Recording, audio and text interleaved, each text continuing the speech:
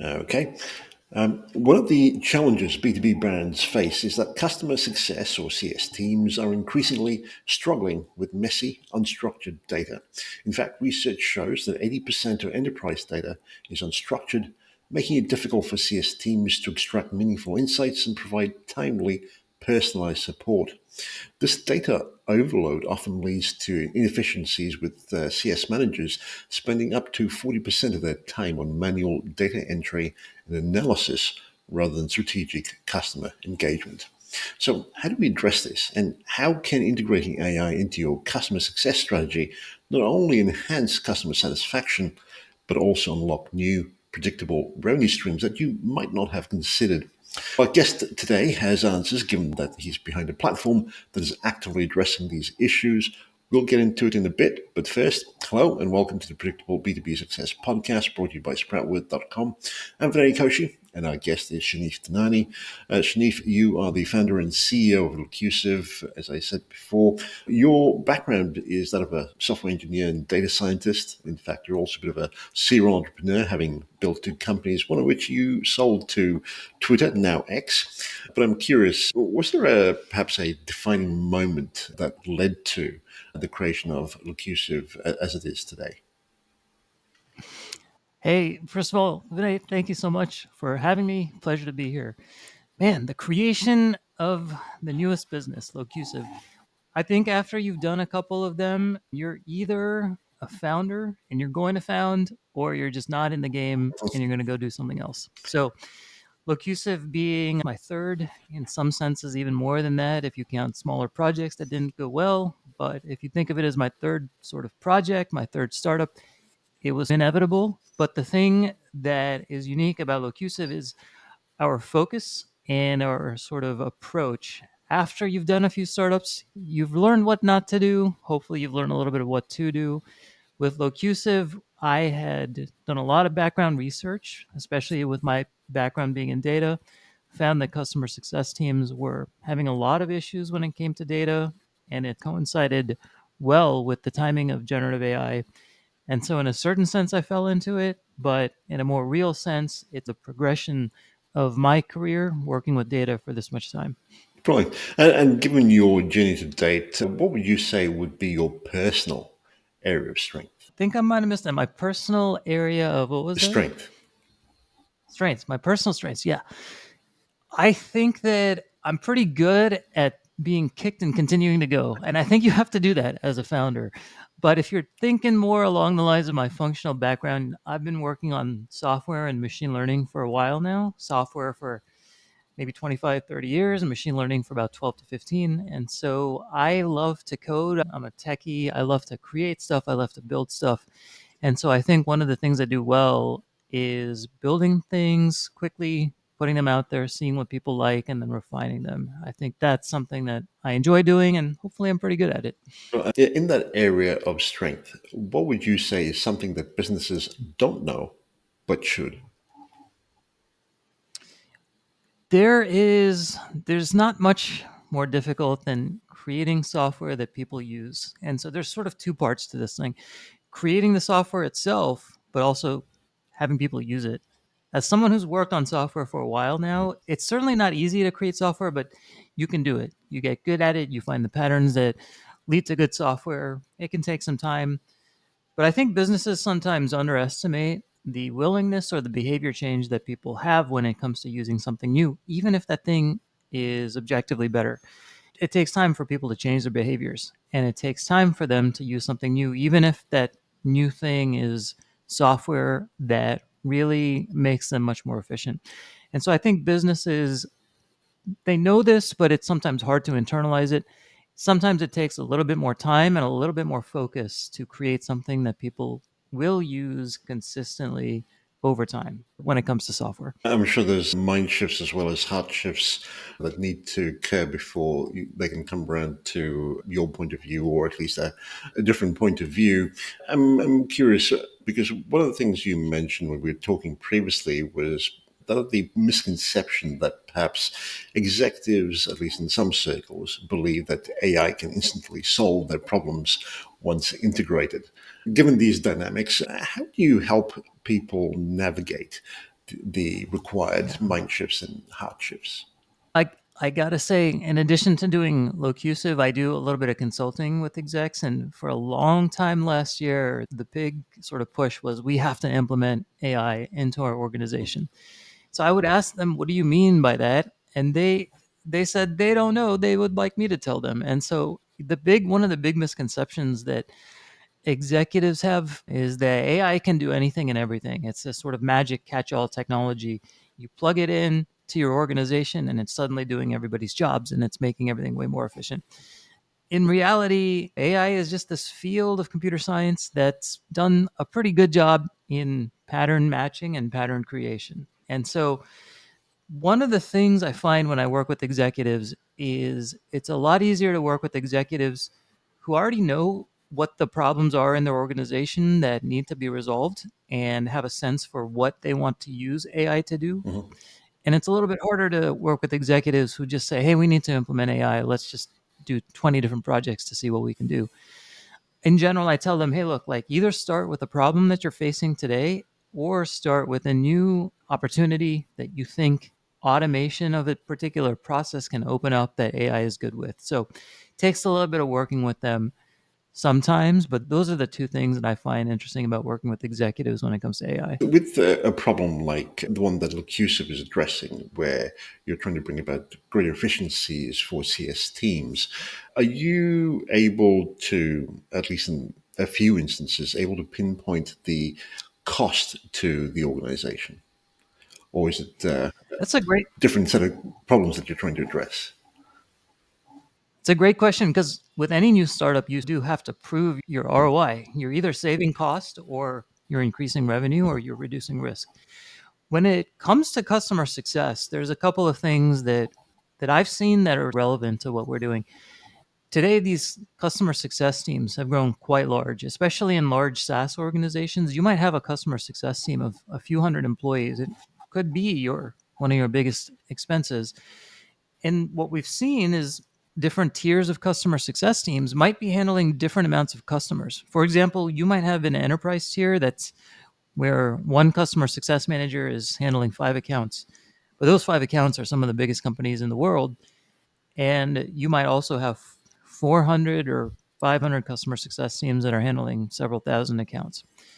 And so when we think about what we're doing at Locusive, which is basically trying to make customer success individuals or professionals move faster, have more data, spend less time on tedious admin work, we can back into how much time we're saving per customer success employee. We can start to calculate, hey, look, because of our software, your team had to spend 10 hours less per week pulling data or 5 hours less per week creating decks. So we can back into the cost of what we do and we're able to calculate that. For example, we're able to say, hey, look, like we're able to save on average customer success professional anywhere from 5 to 10 hours a week in terms of the amount of time they spend on tedious tasks. Nice. What I do find though is enterprises respond much better to when you can quantify how much revenue they can gain or make from using you.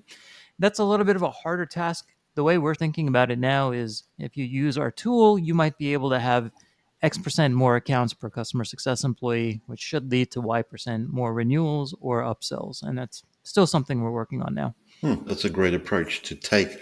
Would you say that this way of thinking also allows for, I guess, a bit more freedom in the thinking within CS teams, which allows for them to actually look at better strategies in terms of customer retention and acquisition as well?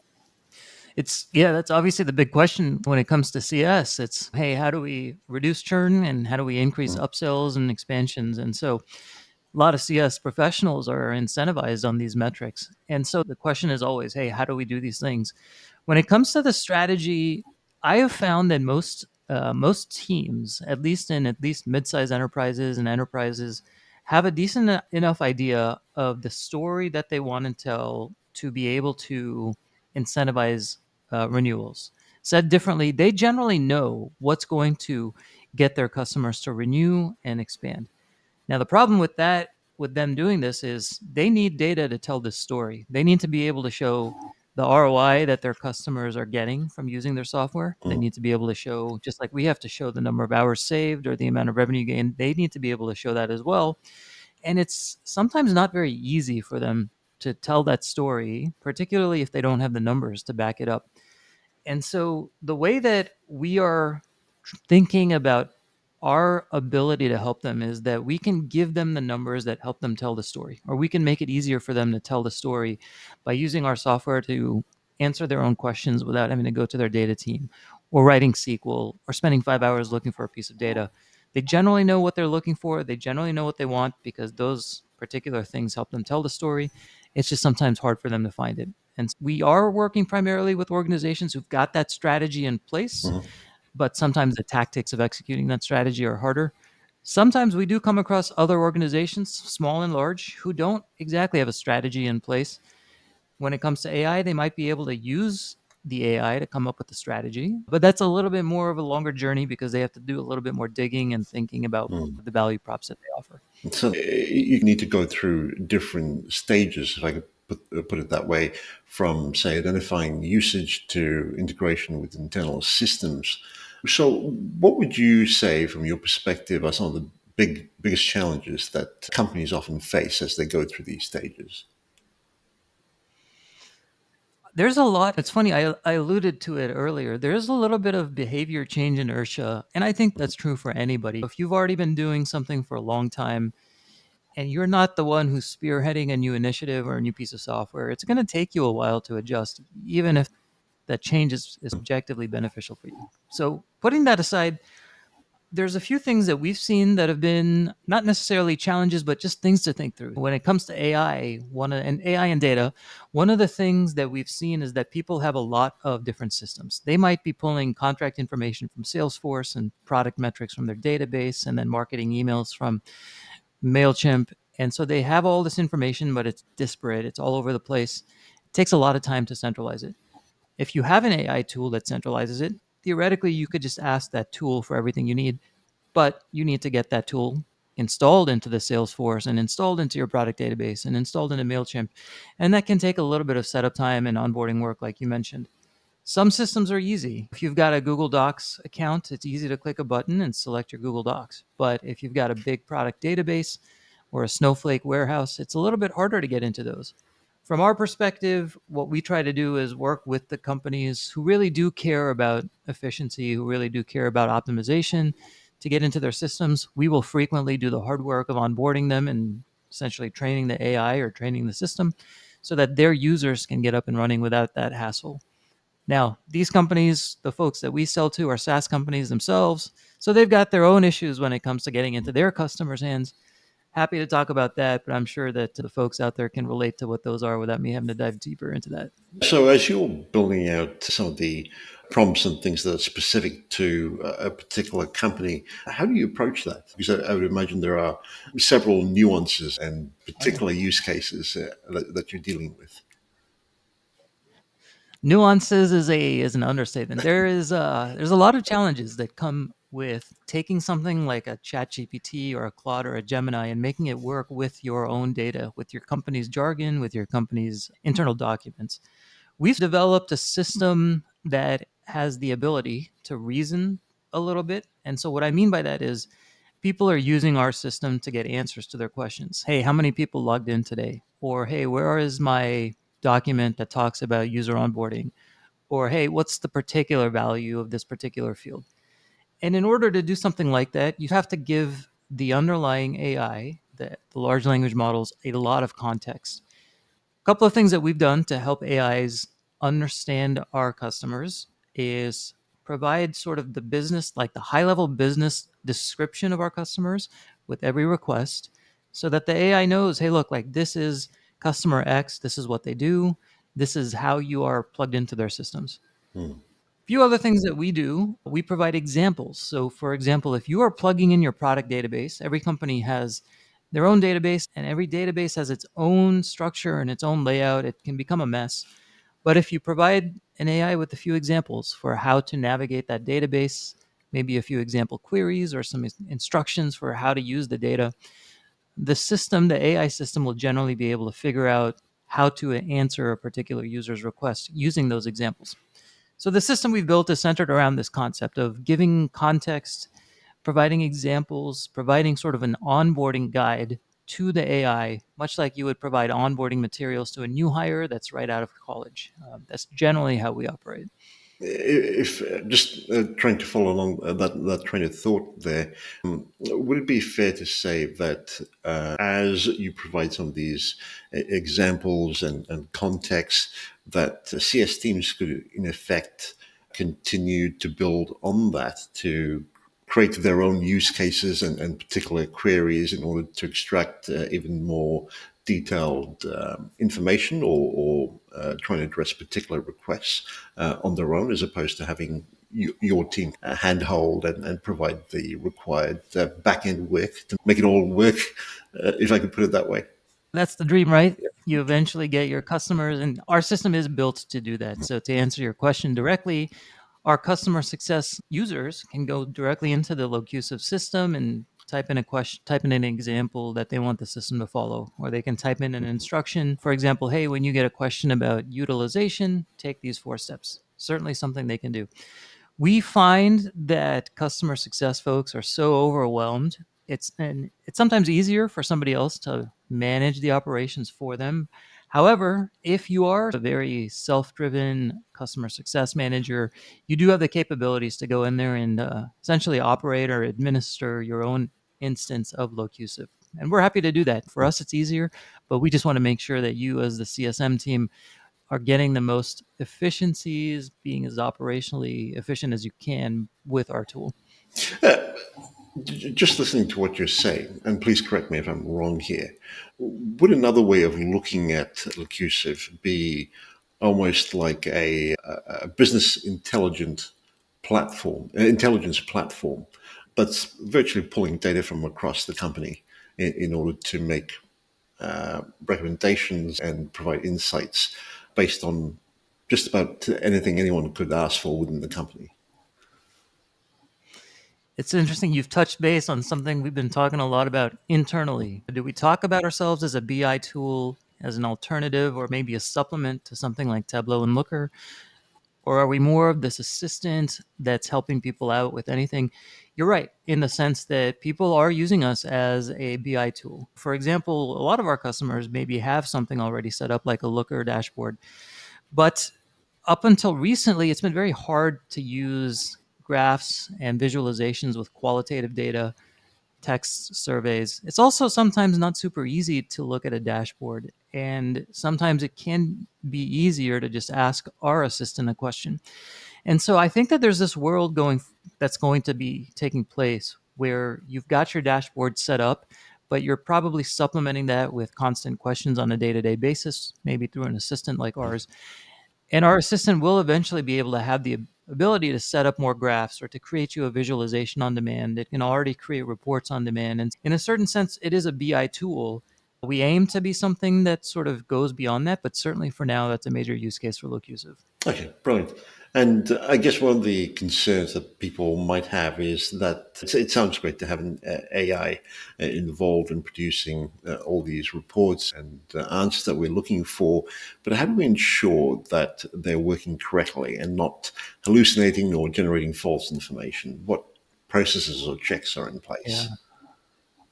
This is so important because today you've probably seen yourself using ChatGPT or Google Gemini and it comes up with a crazy answer or something totally wrong. And so it's right now, I don't think anyone's found a way to completely 100% eliminate these hallucinations. But I can tell you what we've done.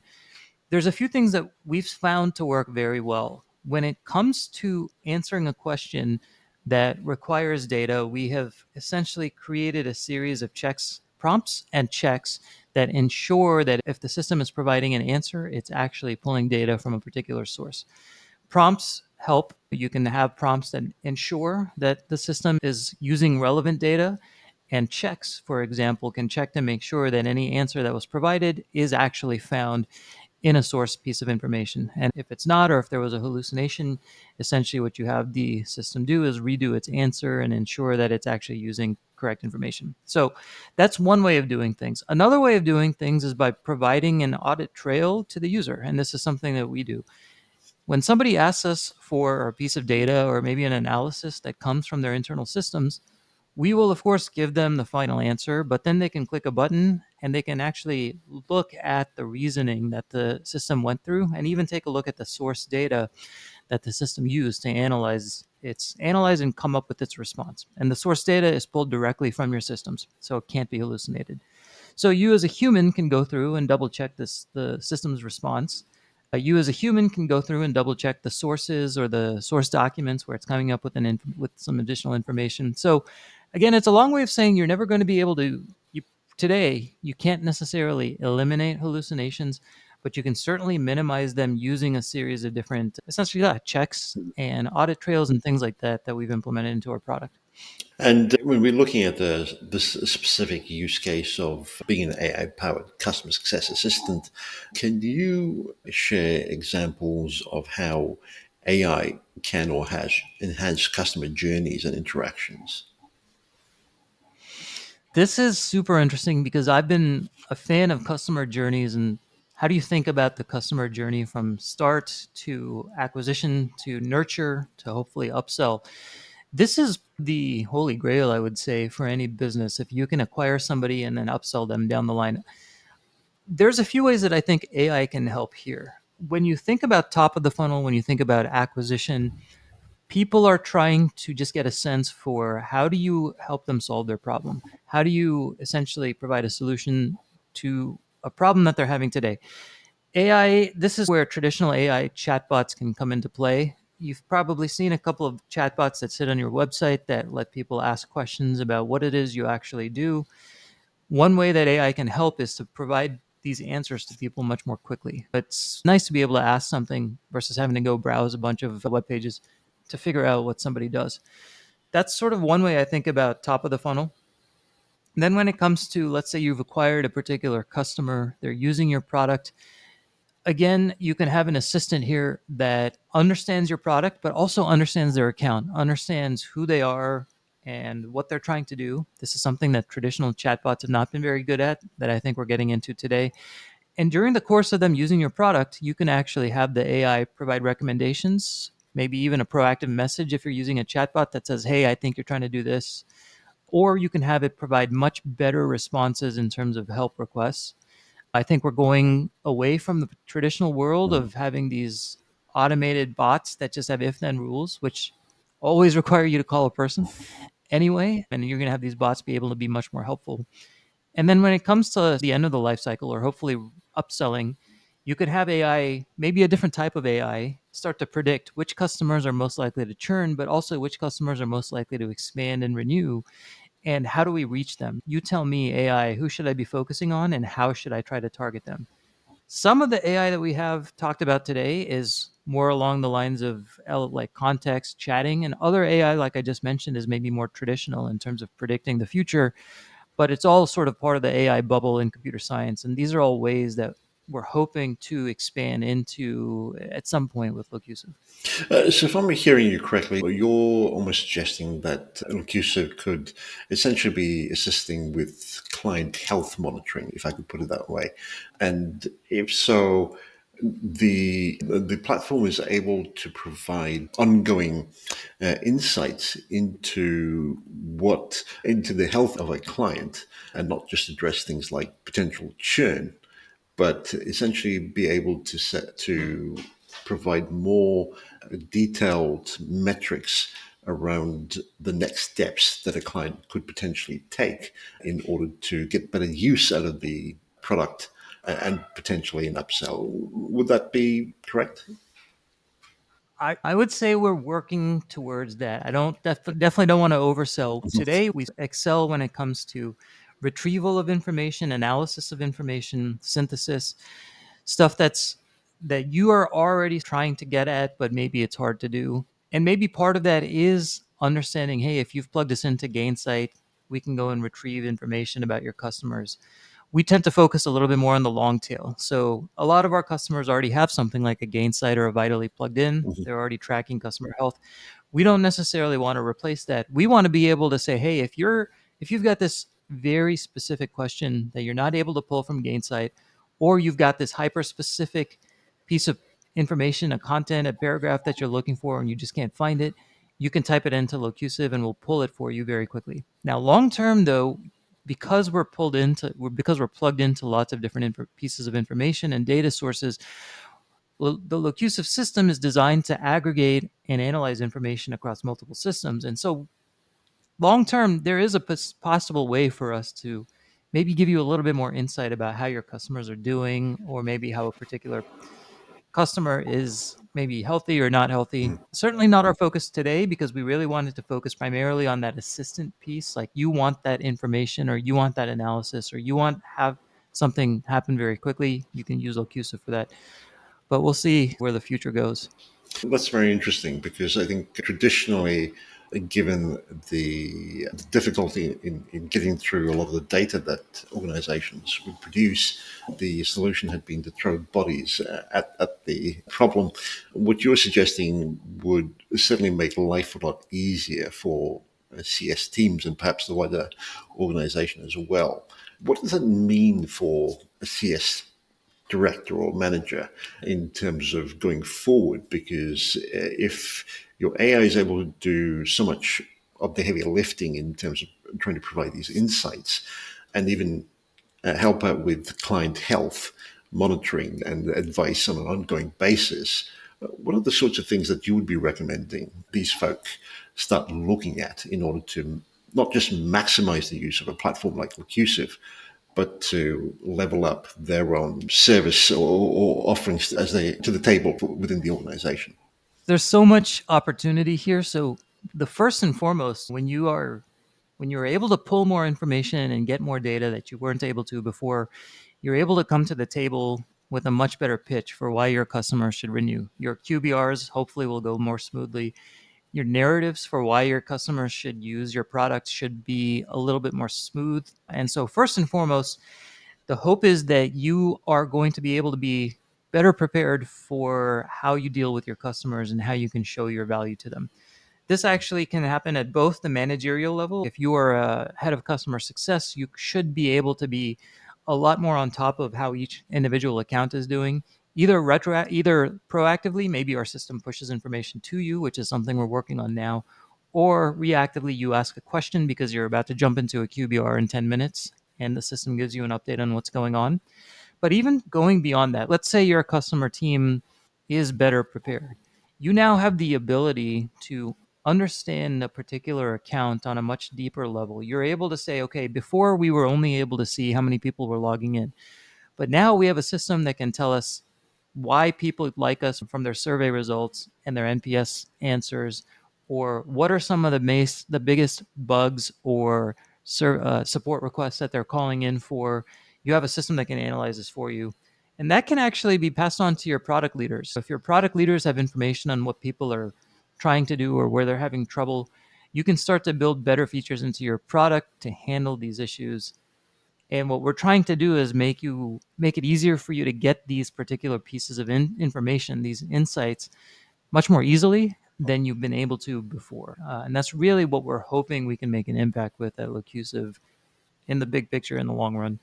If I could put this in a slightly different way, and again, please correct me if I'm wrong here, I'm hearing that you're almost going to be able to predict some of the behaviors of clients based on the data that's being pulled, which should allow you to be a little more proactive in what you're recommending within the organization as well as for clients. Would that be fair? I think that's prediction is where I've lived actually as a data scientist for about 10 years. The generative AI technology we have today is a little bit less predictive and a little bit more around content generation. So what we can do today is we can say, hey, look, 10 of your people are having trouble logging in, or 20 people are calling in because their sessions are timed out. You should take a look at this. It's just summarizing what's going on today. But long term, if you've got all of this data and you've got the ability to say, these people, they called in for support, and 5 months later they churn, and this happens 15% of the time, then you can start to imply some interesting predictive technologies, different AI technologies, but still predictive technologies on what people are going to do. And the hope is that as Locusive grows, we go from being simply a report generation and a question and answer tool to something that's more proactive, something that can warn you about customers who might not be able to renew and keep you up to date about customers who seem to be growing and more proactively push information to you. And so, again, we're starting with the summarization of information, but I would love to personally, I'd love to get into the prediction side of things because I love predictive technologies. They're just fun to work on as a nerd techie in me, but that might come down the line. Sounds very interesting. Also curious, given that most companies, at least from what I'm hearing, seem to be very much focused on applying AI to, say, customer service, areas of that nature, it might be a bit of a leap for them to look at implementing something like Locusive. So, for anyone listening who's trying to bridge this gap, so to speak, how would you recommend that they think about bringing up this conversation of not just implementing AI to things like customer service, but to something that's like what you've been describing, which is quite holistic in some respects, at least? I think a lot of it starts with just understanding like understanding your business and then understanding where the problems in that business are. It's actually a lot easier to say that than to do it because when you're in the midst of your business and you're in the weeds, sometimes you've just developed habits or workarounds that are good enough Mhm. but really aren't optimal. And so when it comes to something like Locusive or even other tools, what you can start to do is understand where automation and AI technologies can start to make a dent in processes that you've had to create workarounds for. And what I mean by that is up until last year, up until recently, we've never really had software that can think or reason through a series of decisions. And while LLMs are still machines, they still can't think, quote unquote. They have this sort of capability to figure out an optimal approach to something. And so if you are facing a backlog in some particular process, whether that's pulling data or finding pieces of information or generating leads, you can start to think about how can AI help you. And then when it comes to solving those problems, there are tools out there that can help. In the case of Locusive, what we found is people tend to be blocked on pulling information from their data warehouses or finding information from their documents or even just dealing with lots and lots of inbound customer requests. And if you're looking at that from a 100,000-foot overview and you're saying, okay, this actually is a problem, you might go out there and do a quick Google search. You might find Locusive and you might see how we work and you might say, hey, look, let's implement this. But I think it starts with understanding the problem, understanding the business that you're trying to implement, and finding ways to automate where the roadblocks are. Are there any other considerations that we haven't really touched upon that we should be aware of as we look at this path towards a greater AI adoption? I think we've talked about so much. This field is changing so quickly as people are aware there's something new every day. The one thing I would love to just quickly touch on that we haven't talked about before is this concept of using AI to reason through a series of decisions to come up with some optimal action. And this concept is known in the world of AI folks as like an autonomous agent. Basically, an agent is something that can make a decision or take certain actions based on a particular goal. And up until recently, you've never really had software that could do this very well. You've Mhm. never had software that could do this autonomously. Locusive is built as an autonomous agent. It's a very underserved term today, but I suspect in the next 5 or 10 years, you're going to start seeing a lot more agents. So for those folks who are interested in AI, those folks who are thinking about where the world is going, I would say just keep an eye on this sort of world of autonomous agents and the way that software is going to be able to make decisions autonomously now. I think it's going to make a big difference in how people work and the way that we all go forward into the future. Mhm. Certainly, I would think that having insights into the health of clients as well as your own organization, in other words, almost like having an emergency department doctor, so to speak, who's able to triage cases almost on an ongoing basis, providing insights into what needs to be done to level up your organization and as a result of that, your clients as well. is quite an attractive way of thinking about it, and certainly would bring a lot of value to various organizations as well. So certainly, what you're saying certainly makes sense in light of that longer term perspective. In terms of this whole space of bringing AI customer success, is there perhaps an area or two that you find doesn't get talked about very much? If so, what would they be? I think when it comes to general AI, the concept I just mentioned, the concept of autonomous agents or software doing their own thing, is something that has not been talked about much in the general community. I think that you're going to start to hear about it more. In the world of customer success, it's funny, we've done about 120 interviews in the past year, and we keep hearing that nobody builds anything for customer success. These Mhm. CSM teams are basically starving for tools that they can use to improve their own jobs, but they're frequently having to tap into Salesforce, which is the sales tool, or the marketing tools, or the tools that the other departments are using. And I think that the combination of AI, generative AI, really exploding right now, and this sort of desperate need for CS teams to drive more renewals, and this dearth of CS tools is this perfect tsunami of a time right now where you can start to implement AI for customer success. There's a lot you could do. You can start to predict customer health using metrics and signals. You can do what we're doing, which is making it easier for CSMs to pull and analyze data. I think you can start to do things like automating playbooks and automating outbound based on certain signals and key factors.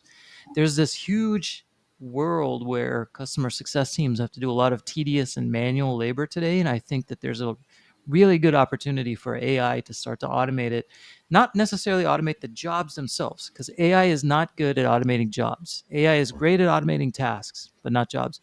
But you can start to implement AI to take on a lot of these tedious tasks that CSMs have to do today, which causes them to not be able to handle as many accounts or to just get backed up throughout the week with small, tedious requests. And I think that's where AI for CS is going to shine. Hmm. And to wrap up, if you were listening to this episode, what would you say would be your top takeaway? That's really interesting. I will say top takeaway is go research Locusive. But outside of that, if you're trying to implement AI for customer success, I think the main thing is understanding where your roadblocks are in your customer success process. What is it that your CS team is spending a lot of time on that's just not, it's just a blocker. Mhm. Figure out where those blockers are. Some of those blockers are going to be major roadblocks that AI can't help with. Maybe you don't have any data and you need to start collecting it, or maybe it's just waiting for someone to sign a contract that has nothing to do with AI. But if you've got systems or processes that are getting bogged down because of certain things that can be automated, then the takeaway should be understand what those are and see where AI can help. Hopefully, it's a locusive solution, but if not, there's got to be another solution out there for you. I'm also curious, over the past year or so, what would you say has really been a key driver for revenue growth at Locusive? I don't want to overstate anything. We are early. We've got some early customers. And so I think the thing for us that we've seen work well is truly understanding the customers that we have. The problem that we're solving is highly specific to a certain set of customers. The problem we're solving is basically making it easier for people to pull metrics, pull data, understand and analyze that data, and find the information they need. Some teams don't have this problem. A lot of teams who maybe are working at a very large enterprise have pre built dashboards that are already set up that do everything they need. But we find that there's another set of companies, of teams that have maybe a small engineering team that can't help out their CS teams, or maybe poorly set up dashboards that they just don't have time or money to set up. And so, from our perspective, the thing that has really driven growth is understanding that core problem, one, that it even exists, two, who does it exist with, three, what types of solutions do they have and why are they falling short, and then understanding how we can come in and help them. And so, just having that understanding allows us to target customers better. It allows us to do better demos and pilots, and it allows us to show more value up front so that customers are confident that if they subscribe with us, then we'll be able to drive that value going forward. And if listeners are curious, want to find out more, or connect with you, where would you recommend they head to? Yeah, feel free to email me. My name is Shanif at locusive.com. That's SHANIF at locusive, LOCUSIVE.com. I write a lot on LinkedIn. Feel free to follow me. There's always our website, locusive.com as well. So always happy to chat with folks who are interested in this space. Terrific. We'll include links to that in the show notes, Shanif. But thank you for doing this. This has been quite enlightening. Thank you so much, Vinay. I appreciated the talk and thanks for having me. No